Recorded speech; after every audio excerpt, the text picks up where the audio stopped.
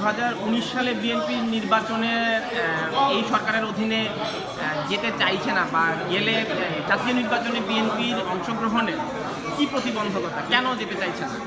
BNP কেন যেতে চাচ্ছে না এটা বাংলাদেশের ইতিহাস দেখলে খুব স্পষ্ট হয়ে যায়।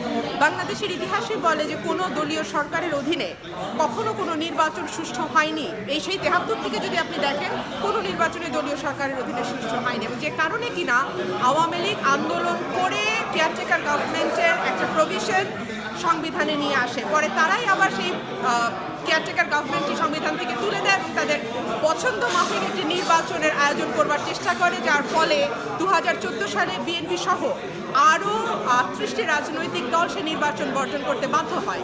সুতরাং আমরা আশা করছি এবার সরকারের শুভ বুদ্ধির উদয় হবে এবং এমন একটি নির্বাচন আমরা পাবো, বাংলাদেশ পাবে, যাতে সকল দল মতের মানুষ তাদের পছন্দ মতো প্রার্থীকে নির্বাচনে ভোট দিয়ে নির্বাচিত করতে পারবে।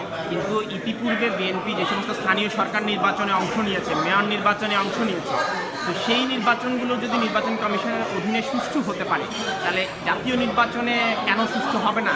আমি ঠিক জানি না আপনি কোন স্থানীয় সরকার নির্বাচনের কথা বলছেন, কারণ 2014 সালের পরে যেই স্থানীয় সরকার নির্বাচনগুলো আমরা দেখেছি তার সবগুলোতে যে ধরনের সহিংসতা হয়েছে এবং যেভাবে বিনা প্রতিদ্বন্দ্বিতায় সরকারি দলের প্রার্থীকে জয়ী ঘোষণা করা হয়েছে, সেখানে আমি তো কোনো সুষ্ঠু নির্বাচন দেখি না। আপনি পৌর নির্বাচন বলেন, উপজেলা পরিষদ বলেন, জেলা পরিষদ বলেন, কোথাও কিন্তু সুষ্ঠু নির্বাচন বা নির্বাচনই হয়নি বলতে গেলে।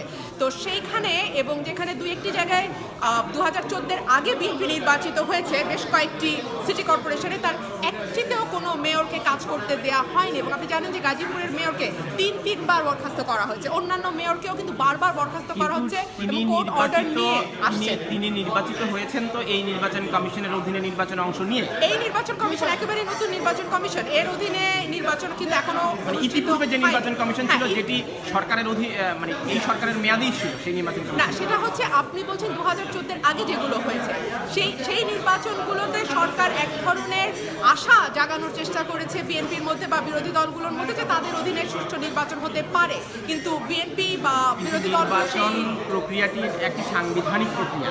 এই সংবিধানে যদি এই প্রক্রিয়াটি গণতান্ত্রিক সরকার পরিবর্তনের যে সাংবিধানিক কাঠামো রয়েছে বিশ্বব্যাপী, সেটিকে ঠিক একবার সংবিধান পরিবর্তন করে যেভাবে কেয়ারটেকার গভর্নমেন্ট সংবিধানে আনা হয়েছে, ঠিক একইভাবে সংবিধান পরিবর্তন করেই কিন্তু আবার কেয়ারটেকারকে সংবিধান থেকে বের করে দেওয়া হয়েছে। একইভাবে সংবিধানকে আবারও পরিবর্তন করা যায়। সংবিধান কোরআন শরীফ না, যেটা চেঞ্জ করা যায় না। সংবিধান ক্যান বি চেঞ্জড। আর দ্বিতীয় যে প্রশ্নটি আপনি করছিলেন সেটি হচ্ছে যে তাহলে 2019 সালের নির্বাচনের আগে কি আমরা তাহলে আবারও সেই সহিংসতা এবং বিএনপি নির্বাচন বর্জনের সংস্কৃতি দেখবো কিনা? আমি সেটা মনে করি না। সহিংসতার দিকে যদি সরকার ঠেলে দেয় তাহলে সরকার সেই জন্য দায়ী থাকবে। তবে সরকারের, আমি বারবারই বলছি, শুভ বুদ্ধির উদয় হবে এবং তারা নিশ্চয়ই জাতীয় এবং আন্তর্জাতিক একটি চাপ সরকারের উপর আছে, যে এই চাপ, যেমন আজকে আপনি মিটিংয়ে ছিলেন, আপনি শুনছিলেন যে মন্ত্রী মহোদয় কি বলছেন। উনি কিন্তু বারবারই free, fair and inclusive election, অর্থাৎ অবাধ, সুষ্ঠু এবং গ্রহণযোগ্য সকলের অংশগ্রহণমূলক নির্বাচনের কথার উপরে জোর দিয়েছেন। সেটাই বিশ্ব রাজনীতি। লন্ডন সফরের মূল উদ্দেশ্য কি? আপনার সাথে দেখা করা।